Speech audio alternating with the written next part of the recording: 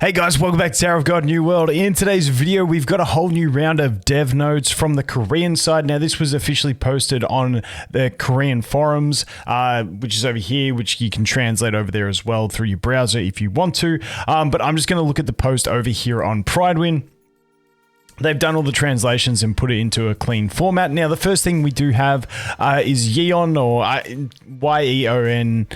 I don't know how to say her name. I suck at pronunciations, but she's coming. I'll do a whole video going over her tomorrow. It's super late for me. I wanted to go through these dev notes, and then I'll do a deeper dive into her in the morning. So let's go into it. What have we got? Upcoming improvements. The improvements below will be introduced based on the player feedback that the developers received in the last few weeks. More leveling materials. The biggest issue the players have is the lack of leveling materials and how long it takes to obtain them.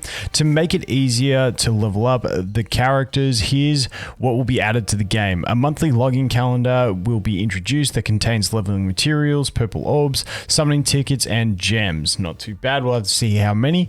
The rewards obtained from Mission Center will be improved and increased. Happy days, get some more stuff. A new feature, Hot Time, will be introduced. Now, we'll talk about Hot Time in a sec, but the thing for me is I feel like every idle game I get into, once you get into this sort of like 1 to 2 weeks to a month in, that is a big complaint I see, is like, I'm not leveling fast enough. I can't keep progressing. But in general, like, that is what idle games are. If you keep progressing at the rate you did in your first week, like, it's just endless content. So at some point in an idle game, there either has to be more and more chapters just if you keep cruising through, or you have to slow down your progress. It's just the way it is, but good to see that they're listening to that and giving us some more resources as well. So Hot Time, what Hot Time is basically, let's just read it, not just explain it. Hot Time events will be periodical events that double the drop rate of certain rewards. And we know what the first two Hot Time events will be. Loot times 2 from 30th of the 8th until the 6th of the 8th, and then Agency Service Center, that's like your dispatch thing, from the 13th to the 20th of the 9th. So basically for these ones, what's going to happen is you just get double the drops on whichever thing it's on. So the loot times 2, that might be a good time for people that don't use the quick loot, depending on how this works, this system, to use the quick loot to go ahead and get the bonuses, because you're getting double the value. I don't know if it will apply to quick loot, but if it does, I guess it would be more of a reason to do it. I do it anyway, but for those that don't, it may be a consideration for you. The first time will double the loot you can obtain from idling, and the second will double the rewards you can obtain from the Agency Service Center. So pretty standard stuff there.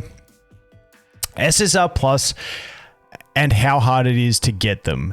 This is the second most common issue raised by the players, especially after the release of Viol. To make it easier to obtain SSR Plus characters, 2 changes will be introduced in the patch on the 30th of August. I know this is going to trigger people. I know it is. The SSR Plus new SSR Plus characters will be added to the gem shop. No one who's not a Giga Whale can even use the gem shop yet. If you already have a maxed SSR Plus character, they will be excluded from the 200 pity draw. so I love this. I thought it was quite funny. Issues raised by issues raised by players. Make it easier to obtain an SSR Plus. They say Giga Whale till you get them maxed and you're good. You can get some. And don't get me wrong, that was just the funny part. Obviously, this next part is the important thing to tag on to that, and that's what I mentioned earlier.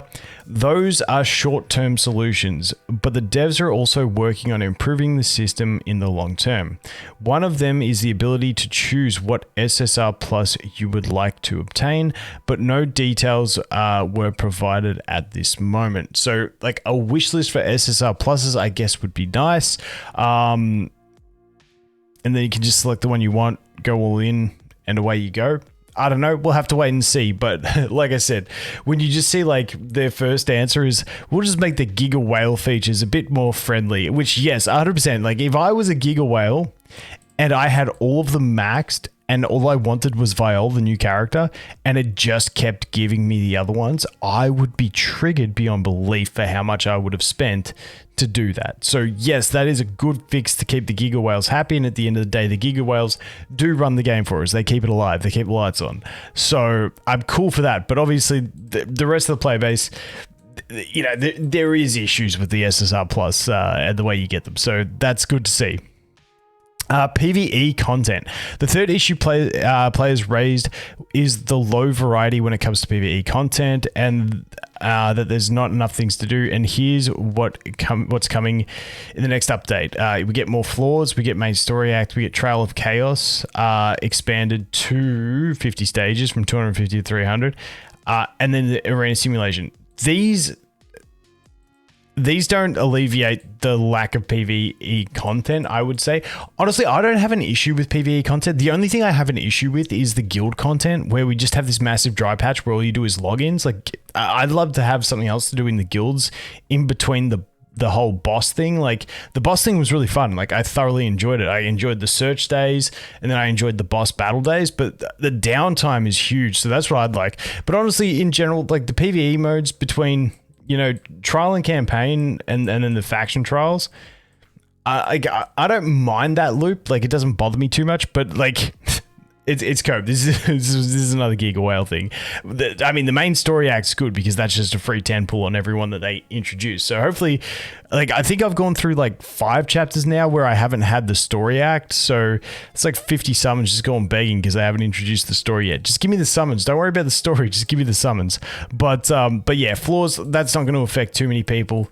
And that's, well, I guess there are a few people there now, but you know, the majority that ain't going to affect. But this one, new content, arena simulation will be added. I like this. I really do like this.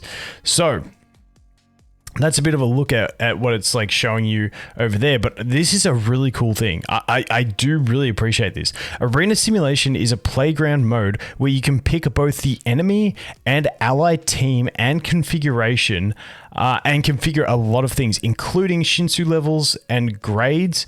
You can use this mode to basically playtest all characters in the game before deciding if you want to invest in them. That is really cool. I don't know if we're going to be able to do gear and stuff like that, exclusive equipment, but like just some customization to be able to test new characters when they come into the game before you actually invest in them and compare them to other characters. I think that is a really cool system. So I am all for that one. I think that's great. Alliance subjugation. Some improvements will be made to the Alliance subjugation mode for the upcoming second season. That's like the whole thing that we did in the Alliance. The final boss and some of the other enemies will be rebalanced to improve the competitive aspect of the mode.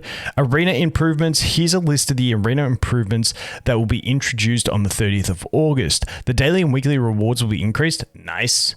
The number of enemies you can choose from the Ranker arena will be increased from 3 to 10. Happy days, don't have to refresh as much. Oh, but like in there, you don't. I feel like in the Ranker arena, when I refresh, it doesn't give me new enemies. It always gives me the same ones, so that's good. High Ranker arena information will be added in the game. The KR dev notes explain the system in the dev notes, but we'll add the official English description once. Okay, it must have been too complicated. And let's face it, High Ranker arena doesn't affect that many people because you got to finish top 10, is it, to qualify? So not everyone's getting impacted by that. And that pretty much sums it up. Like I said, what's her name? Yihua Yeon. I'll go through her tomorrow in another video. We'll go through what we know of her skills and my thoughts around her in general. But that is it for the dev notes. As always, guys, thanks for watching. Hope you have an awesome day, and I look forward to seeing the next one. Cheers.